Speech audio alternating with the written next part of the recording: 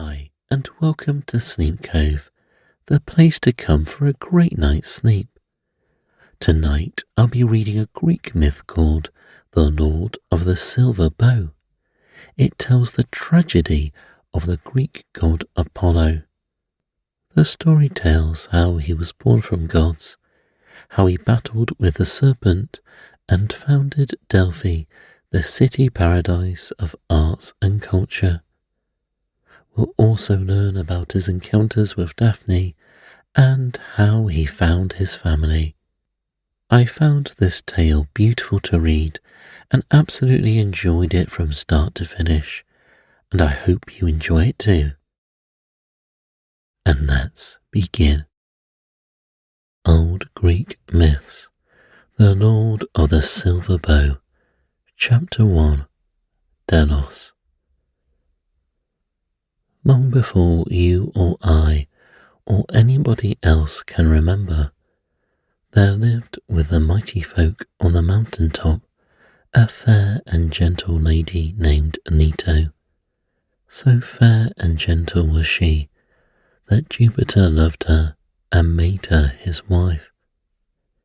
But when Juno, the queen of earth and sky, heard of this, she was very angry, and she drove Leto down from the mountain, and bade all things great and small refuse to help her. So Leto fled like a wild deer from land to land, and could find no place in which to rest. She could not stop, for then the ground would quake under her feet, and the stones would cry out, "Go on, go on," and the birds and beasts and trees and men would join in the cry, and no one in all the wide land took pity on her. One day she came to the sea, and as she fled along the beach, she lifted up her hands and called aloud to great Neptune to help her. Neptune, the king of the sea, heard her and was kind to her.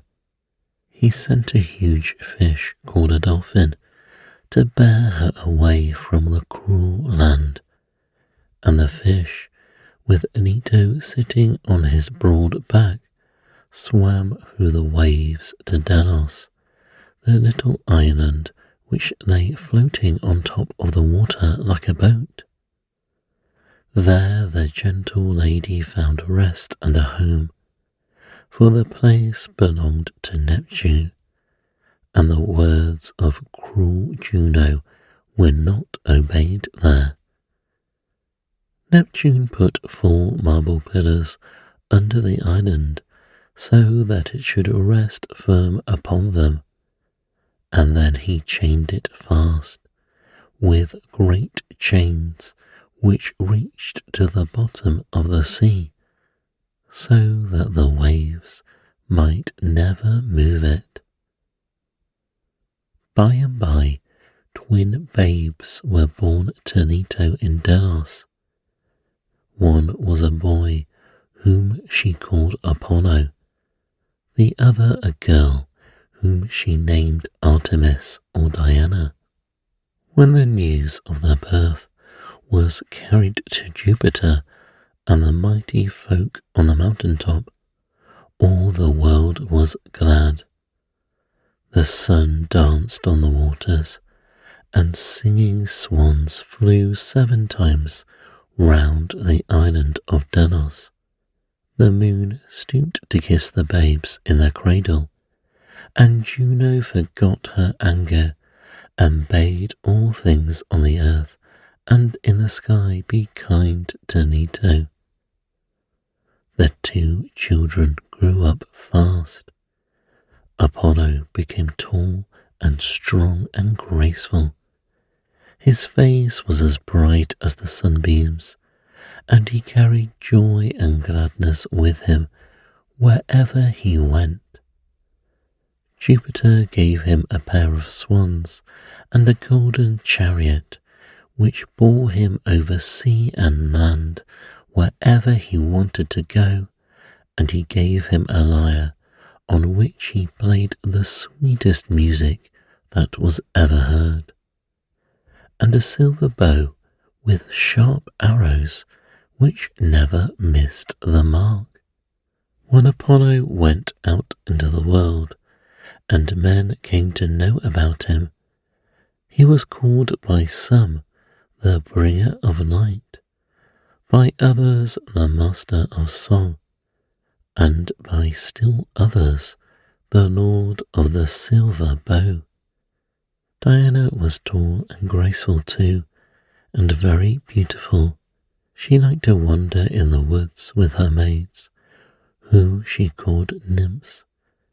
She took care of the timid deer and the helpless creatures which live among the trees. She delighted in hunting wolves and bears and other savage beasts. She was loved and feared in every land, and Jupiter made her the queen of the green woods and the chase. Chapter 2. Delphi. Where is the centre of the world? This is the question which someone asked Jupiter as he sat in his golden hall. Of course, the mighty ruler of earth and sky was too wise to be puzzled by so simple a thing, but he was too busy to answer it at once.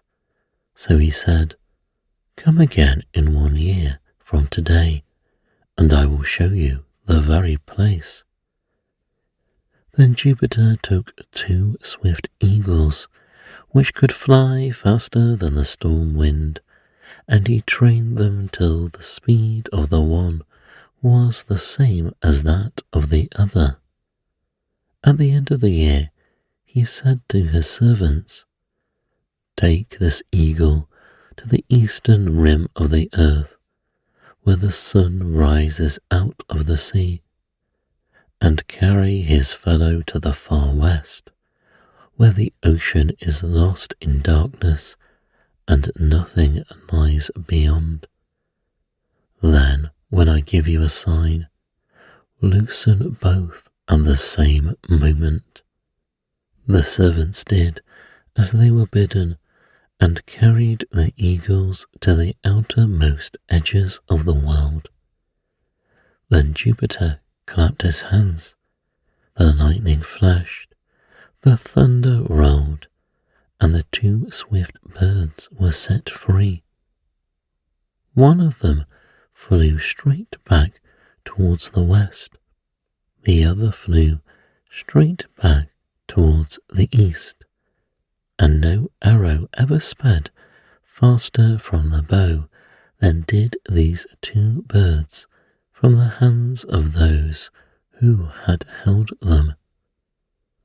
On and on they went like shooting stars, rushing to meet each other, and Jupiter and all his mighty company sat amid the clouds and watched their flight. Nearer and nearer they came, but they swerved not to the right nor to the left. Nearer and nearer, and then with a crash, like the meeting of 2 ships at sea, the eagles came together in mid-air and fell dead to the ground. Who asked where is the centre of the world? Said Jupiter, "The spot where the 2 eagles lie, that is the centre of the world." They had fallen on the top of a mountain in Greece, which men have never seen since, called Coronus.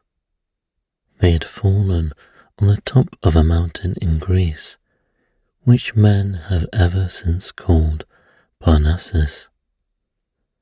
"If that is the centre of the world," said young Apollo, "then I will make my home there.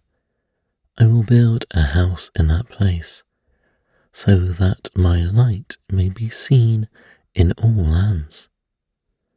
So Apollo went down to Parnassus and looked about for a spot which to lay the foundations of his house. The mountain itself was savage and wild, and the valley below, it was lonely and dark. The few people who lived there kept themselves hidden among the rocks as if in dread or some great danger. They told Apollo that near the foot of the mountain, where the steep cliff seemed to be split in two, there lived a huge serpent called the Python. This serpent often seized sheep and cattle, and sometimes even men and women, and carried them up to his dreadful den and devoured them. "Can no one kill this beast?" said Apollo. And they said, "No one, and we and our children and our flocks shall all be slain by him." Then Apollo, with his silver bow in his hands, went up towards the place where the python lay. The monster had worn great paths through the grass and among the rocks, and his lair was not hard to find. When he caught sight of Apollo, he uncoiled himself and came out to meet them. The bright prince saw the creature's glaring eyes and wide mouth, and he heard the rush of his scaly body over the stones. He fitted an arrow to his bow and stood still. The python saw that his foe was no common man, and he turned to flee. Then the arrow sped from the bow, and the monster was dead. "Here I will build my house," said Apollo. Close to the foot of the steep cliff, and beneath the spot where Jupiter's eagles had fallen, he laid the foundations, and soon where had been the lair of the python, the white walls of Apollo's temple arose among the rocks. Then the poor people of the land came and built their houses nearby, and Apollo lived among them many years, and taught them to be gentle and wise, and showed them how to be happy. The mountain was no longer savage and wild, but was a place of music and song, and the valley was no longer dark and lonely, but was filled with beauty and light. "What shall we call our city?" the people asked. "Call it Delphi or the Dolphin," said Apollo, "for it was a dolphin that carried my mother across the sea." Chapter 3. Daphne. In the Vale of Tempe, which lies far north of Delphi, there lived a young girl whose name was Daphne. She was a strange child, wild and shy as a fawn, and as fleet of foot as the deer that feed on the plains. But she was as fair and good as a day in June, and none could know her but to love her. Daphne spent the most of her time in the fields and woods with the birds and blossoms and trees, and she liked best of all to wander along the banks of the river Peneus and listen to the ripple of the water as it flowed among the reeds or over their shining pebbles. Very often she would sing and talk to the river as if it were a living thing and could hear her, and she fancied that it understood what she said, and that it whispered many a wonderful secret to her in return. The good people who knew her best said, "She is the child of the river." "Yes, dear river," she said, "let me be your child." The river smiled and answered her in a way which she alone could understand, and always after that she called it Father Peneus.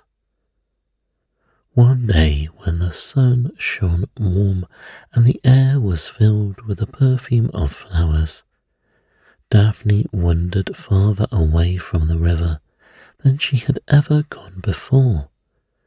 She passed through a shady wood and climbed a hill, from the top of which she could see Father Peneus lying white and clear and smiling in the valley below. Beyond her were other hills, and then the green slopes and wooded tops of great Mount Ossa. Ah, if she could only climb to the summit of Ossa, she might have a view of the sea and of other mountains close by, and of the twin peaks of Mount Parnassus, far, far to the south. "Goodbye, Father Peneus," she said. "I am going to climb the mountain, but I will come back soon." The river smiled and Daphne ran onward, climbing one hill after another, and wondering why the great mountain seemed still so far away. By and by she came to the foot of a wooded slope, where there was a pretty waterfall, and the ground was bespangled with thousands of beautiful flowers, and she sat down there a moment to rest. Then from the grove on the hilltop above her came the sound of the loveliest music she had ever heard. She stood up and listened. Someone was playing on a lyre, and someone was singing. She was frightened, and still the music was so charming that she could not run away. Then all at once the sound ceased, and a young man, tall and fair, with a face as bright as the morning sun, came down the hillside towards her. "Daphne," he cried, but she did not stop to hear. She turned and fled like a frightened deer back towards the valley of Tempe. "Daphne!" cried the young man. She did not know that it was Apollo, the lord of the silver bow.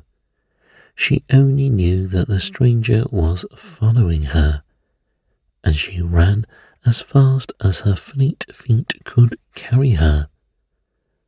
No young man had ever spoken to her before, and the sound of his voice filled her heart with fear. "She is the fairest maiden that I ever saw," said Apollo to himself. "If only I could look at her face again and speak with her, how happy I should be." Through brake, through brier, over rocks and the trunks of fallen trees, down rugged slopes, across mountain streams, leaping, flying, panting, Daphne ran. She looked not once behind her, but she heard the swift footsteps of Apollo coming always near. She heard the rattle of the silver bow which hung from his shoulders. She heard his very breath. He was very close to her. At last she was in the valley, where the ground was smooth and it was easier running. But her strength was fast leaving her. Right before her, however, lay the river white and smiling in the sunlight. She stretched out her arms and cried, "O Father Peneus, save me!" Then it seemed as though the river rose up to meet her. The air was filled with a blinding mist. For a moment Apollo lost sight of the fleeting maiden. Then he saw her close by the river bank, and so near to him that her long hair, streaming behind her, brushed his cheek. He thought that she was about to leap into the rushing, roaring waters, and he reached out his hands to save her. But it was not the fair, timid Daphne that he caught in his arms. It was the trunk of a laurel tree, its green leaves trembling in the breeze. "Oh, Daphne, Daphne," he cried, "is this the way in which the river saves you? Does Father Peneus turn you into a tree to keep you from me?" Whether Daphne had really been turned into a tree, I know not, nor does it matter now. It was a long time ago. But Apollo believed that it was so, and hence he made a wreath of the laurel leaves and set it on his head like a crown, and said that he would wear it always in memory of the lovely maiden. And ever after that, the laurel was Apollo's favourite tree, and even to this day, poets and musicians are crowned with its leaves. Chapter 4. Deluded. Apollo did not care to live much of his time with his mighty kinsfolk on the mountain top. He liked better to go about from place to place and from land to land, seeing people at their work and making their lives happy. When men first saw his fair boyish face and his soft white hands, they sneered and said he was only an idle, good-for-nothing fellow. But when they heard him speak, they were so charmed that they stood spellbound to listen, and ever after that they made his words their law. They wondered how it was that he was so wise, for it seemed to them that he did nothing but stroll about, playing on his wonderful lyre and looking at the trees and blossoms and birds and bees. But when any of them were sick, they came to him, and he told them what to find in plants or stones or brooks that would heal them and make them strong again. They noticed that he did not grow old, as others did, but he was always young and fair, and even after he had gone away, they knew not how nor whither it seemed as though the earth were a brighter and sweeter place to live in than it had been before his coming. In a mountain village beyond the Vale of Tempe, there lived a beautiful lady named Coronus. When Apollo saw her, he loved her and made her his wife, and for a long time the two lived together and were happy. By and by a babe was born to them, a boy with the most wonderful eyes that anybody ever saw, and they named him Aesculapius. Then the mountains and the woods were filled with the music of Apollo's lyre, and even the mighty folk on the mountain top were glad. One day Apollo left Coronus and her child and went on a journey to visit his favourite home on Mount Parnassus. "I shall hear from you every day," he said at parting. "The crow will fly swiftly every morning to Parnassus and tell me whether you and the child are well, and what you are doing while I am away." For Apollo had a pet crow, which was very wise and could talk. The bird was not black like the crows which you have seen, but as white as snow.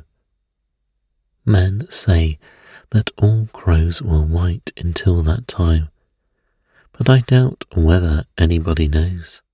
Apollo's crow was a great tattler and did not always tell the truth. It would see the beginning of something, and then, without waiting to know anything more about it, would hurry off and make up a great story about it.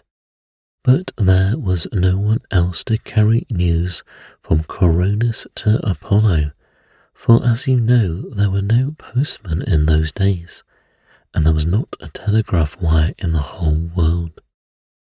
All went well for several days.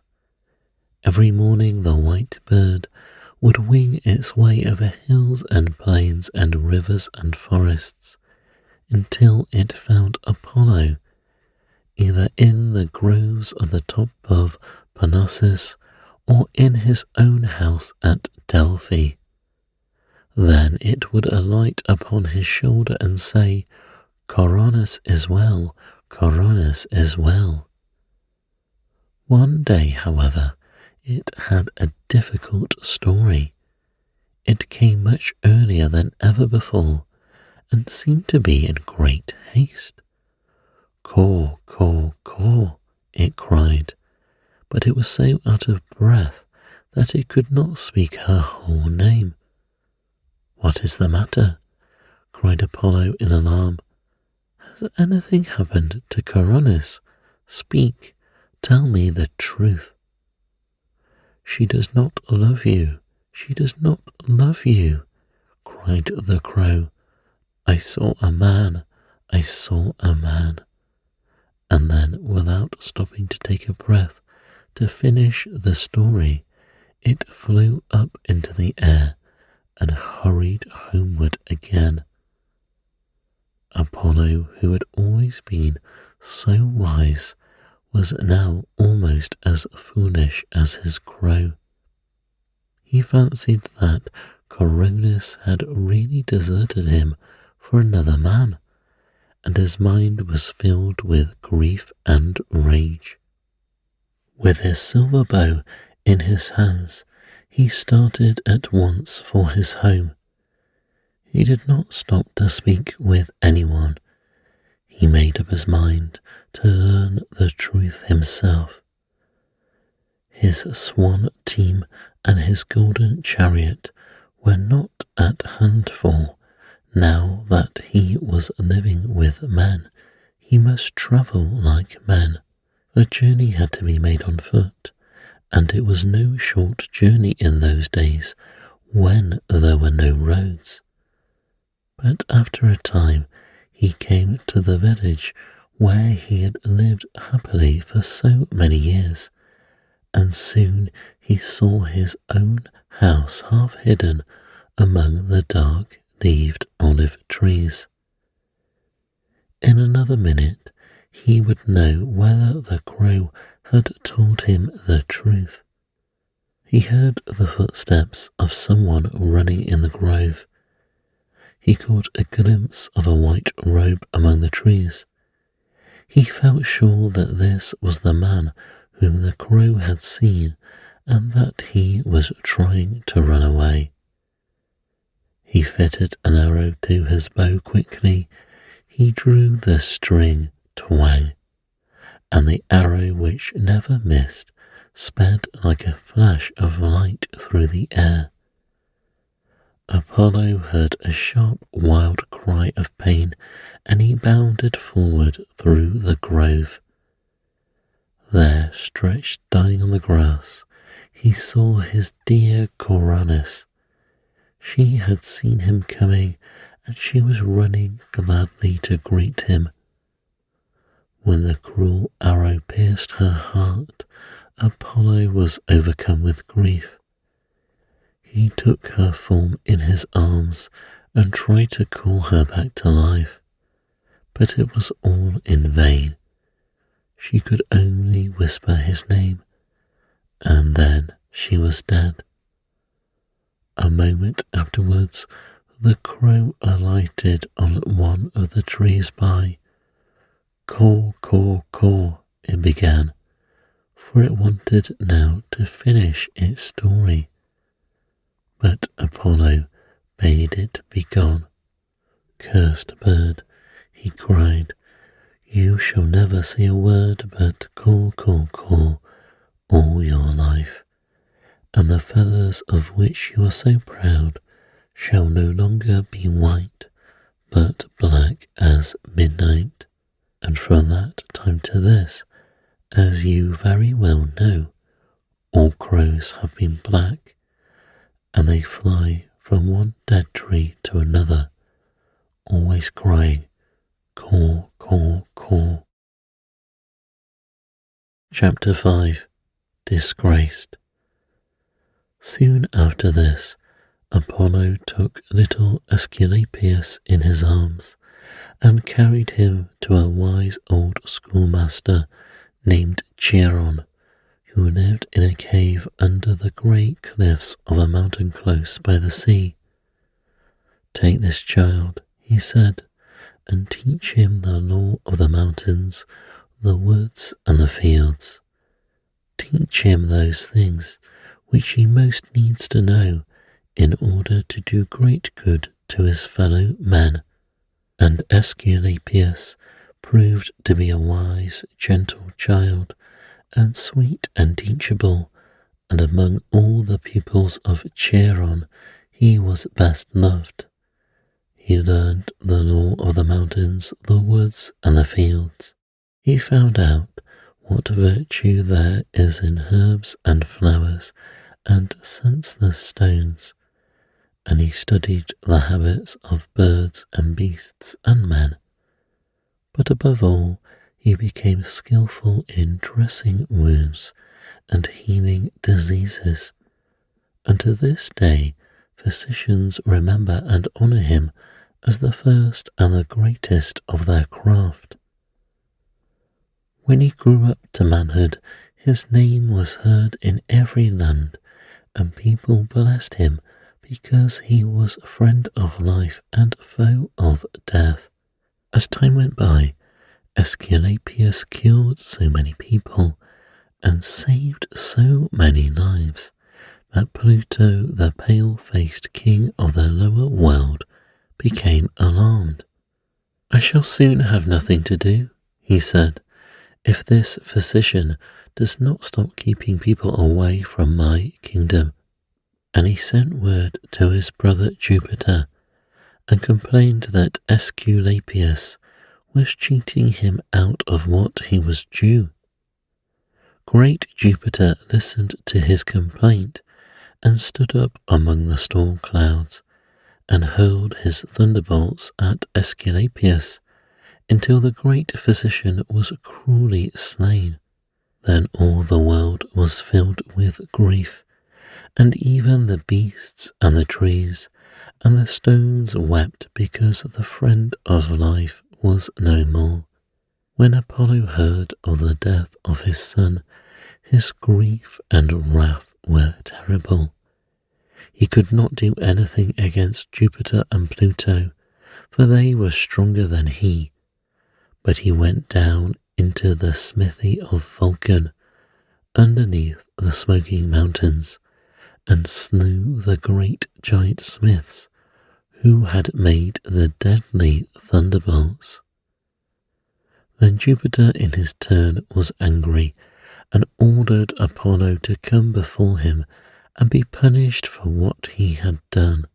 He took away his bow and arrows and his wonderful lyre and all his beauty of form and feature, and after that Jupiter clothed him in the rags of a beggar and drove him down the mountain and told him that he should never come back nor be himself again until he had served some man a whole year as a slave.